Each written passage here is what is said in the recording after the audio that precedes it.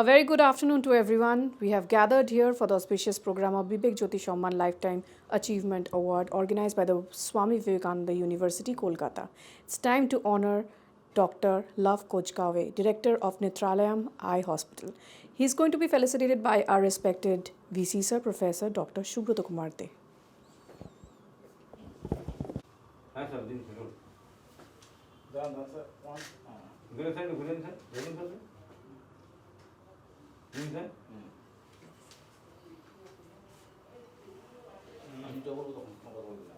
एकदम side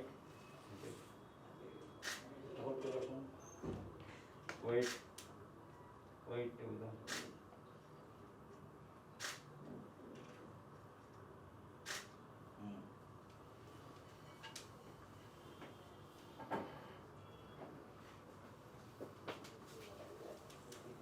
sir देखिए sir check करो 1 minute. A very good afternoon to everyone. I am Dr. Pritapal, Assistant Professor of School of Life Sciences, Swami Vivekananda University, Kolkata, and I welcome you all to this auspicious program of Bibek Jyoti Shamman Lifetime Achievement Award organized by the IIC cell, that's Institutions Innovation Council cell of Swami Vivekananda University, Kolkata. We have gathered here to honor and respect the great pillars of inspiration for all of us. Yes, well, today we have gathered here to render our token of respect to a highly renowned personality in the field of ophthalmology. He is none other than Dr. Lav Kochgaway, Director of Netrayam Eye Hospital, Kolkata. We welcome you, sir, and we are extremely privileged to have you here, and we'll have a short yet interesting conversation with you. First of all, sir, please share your feelings of being honored with this award. It was a pleasant surprise for me, and I'm very thankful to all of you to have given me this honor, and it always feels good. Thank you. Yes, sir, that is special for us too, and we are looking forward to your support so that we can also improve day by day. And sir, your words of inspiration for all of our students, not only for ophthalmology, not only for optometry, but for all of the students, so that they can also be carried out in the same path paved by you. See, if I look back at my journey, I would say whatever you are doing, give your 100%. Give your 100%, keep interacting. Communication, I would say, is a very big thing. If you can develop a communication skill where you can discuss your problems and your ideas as well, not only problems, with your teachers, your contemporaries, that helps a lot, I would say, apart from your studies and whatever efforts you are giving. Yes, so according to sir, communication is a big thing apart from education. And sir, talking about your journey, that must be full of ups and downs because you are successful a doctor now. So that must be not always smooth. There must be challenges, must be struggle which you have overcome with much of motivation and inspiration. So please shed some light on that. It's never smooth. I would say it is never smooth, whatever you see from outside, but you have to enjoy that journey. There will be many ups and downs. Every day is a struggle. Every day you have new challenges. But don't get boggled by all these things and keep the spirits high. In my journey, I would say, and that would be true for many students, the 11th, 12th is the most difficult, I would say. Yes. And after that once you get into graduation or professional colleges, it becomes relatively easier. And work front, many challenges will keep on coming, but you have to overcome. Don't let your spirit go down, and then we will keep on overcoming it. Absolutely, sir. And we are dealing with the college students. So was there any kind of inspirational moment in your college life which has triggered you to go in this particular field? I would say, ophthalmology. As a doctor, I got inspired by some of my family members who wanted me to be a doctor. That is how I went into that. Ophthalmology also, I would say, I had few role models by which following them I came into ophthalmology. Then I did pediatric ophthalmology fellowship. That also, when during my PG days I saw so many children having problems which were being mishandled due to improper training, that drew me towards pediatric ophthalmology. And mostly in your journey you have to look upon your, I would say, your role models. You Yes. have to have some role models for all of Yes. you and try to follow that path. I was about to ask you, so who are your role models? I have, at every stage I have a good Okay. role model. Okay.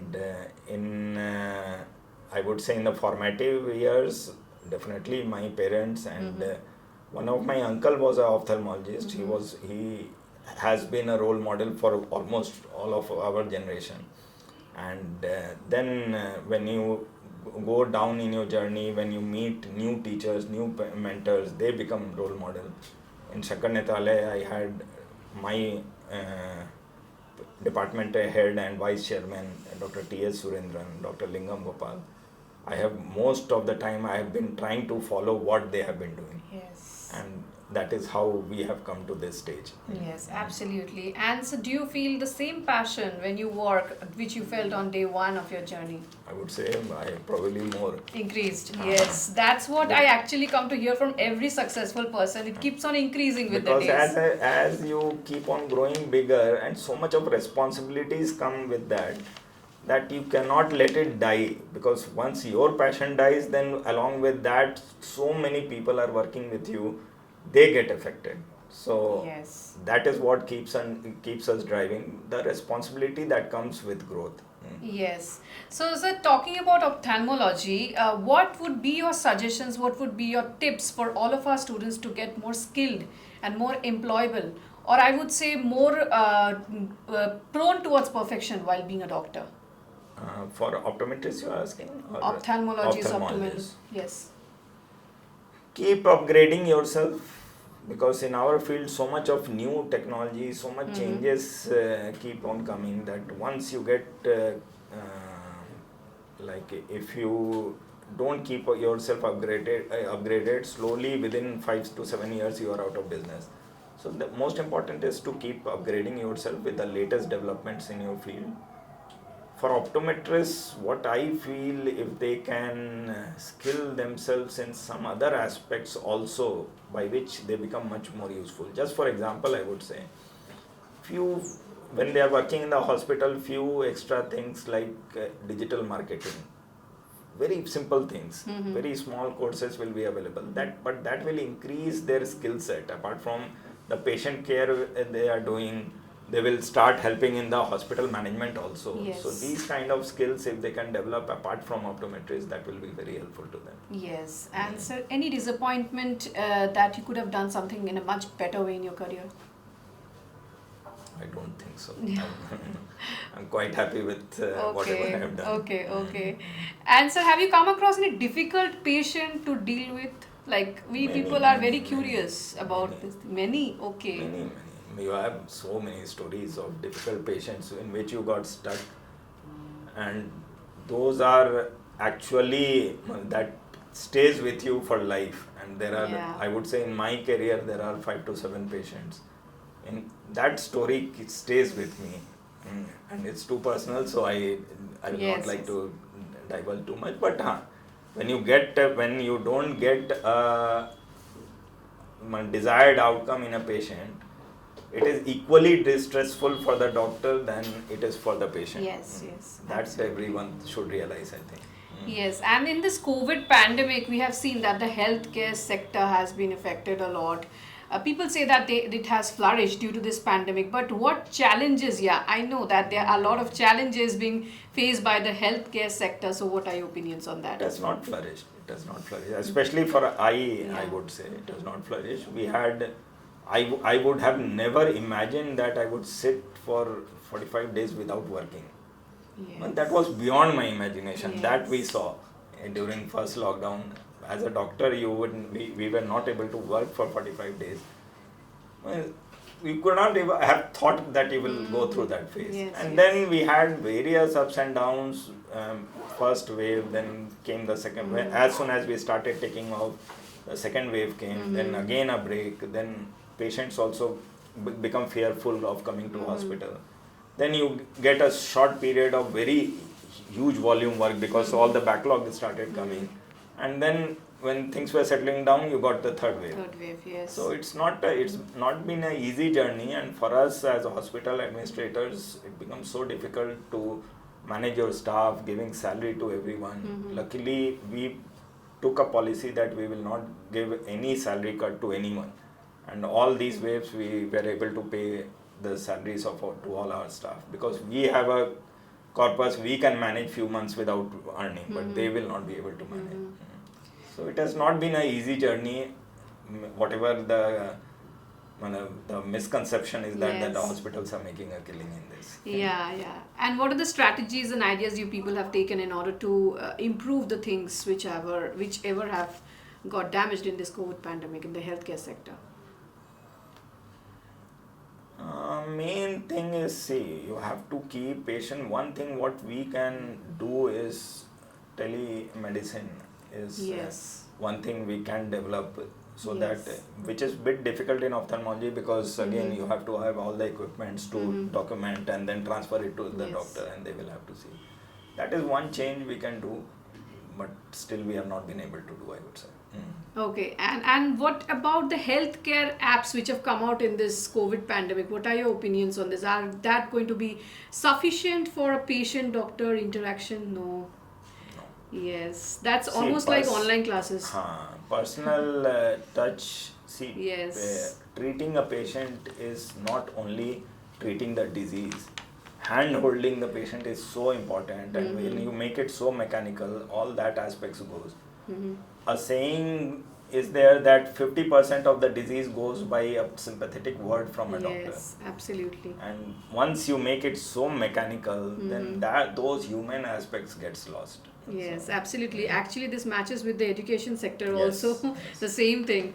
And so, what are the prospects of research in this particular field, ophthalmology? Because these are going to be very much important for it's the a huge students. prospect, and that is where India is lagging, I would say. Okay. And all of us should work.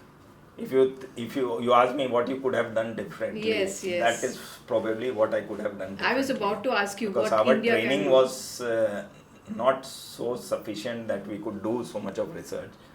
That is where all of us are lagging as a country. That is, we should improve. So, what other steps would be that can be taken by the government in order to improve the particular condition of research in India? More and more projects, and see, it has to become viable for the people involved in the research. Main thing it would require is funding, because anyone, a bright mind who wants to go into research and less of clinical work, in our system, eventually their earnings start suffering, and then they go back to their clinical work. So that is what should be taken care of by institutes, government, everyone. Yes, so we have the optometry department in our university. So, what would be your suggestion so that we can improve the course curriculum of the concerned students, so that we can make them more upskilled and employable? One thing I already told, that apart from optometry, soft skills, Communication skills. soft skills, vocational training for other small fields of hospital management, if they can do, that will actually make them much more employable. Yes, sir. And last but not the least, your message for our university, Swami Vivekananda University. I think you all have started a very good journey in the name of a very, very great person. Yes. So wish you all the best for that. Yes, I always say in the name of our university he stands. Thank you so much, sir. Thank you for being here and giving your time, obviously.